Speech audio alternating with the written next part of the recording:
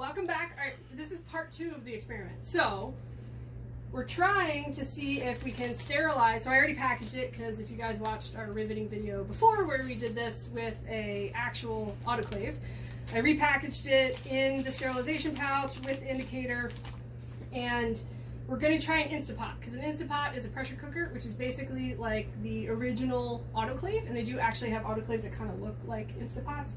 So inside we have this like tray to keep it up, and we put about 8 ounces or a cup of water in there. We're not 100% sure if this can touch the sides, so we're going to hold it, but we'll still know whether or not it worked, because if the indicator doesn't change, then it wasn't enough. And unfortunately with this one, there's no way for us to set the temperature, but we're going to set the time.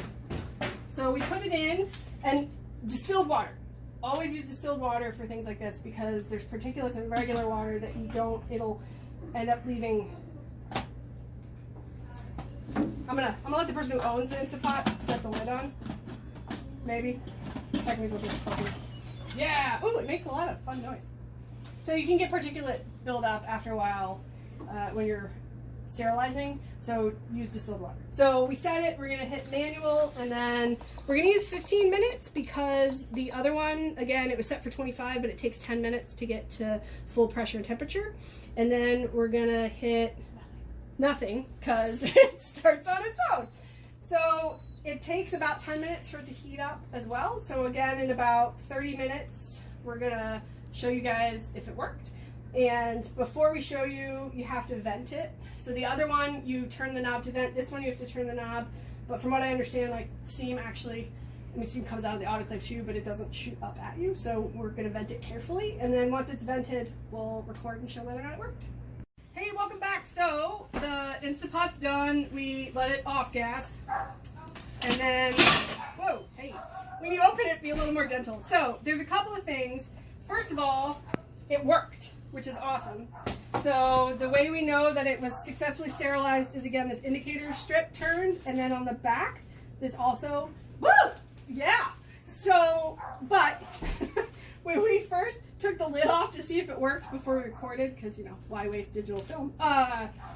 There was a lot of condensation that had built up in the lid, and so it dripped water down, which if we needed this like for surgery, that's not ideal, but it's not like we're performing surgery with these masks. We're just using them as PPE or personal protective equipment.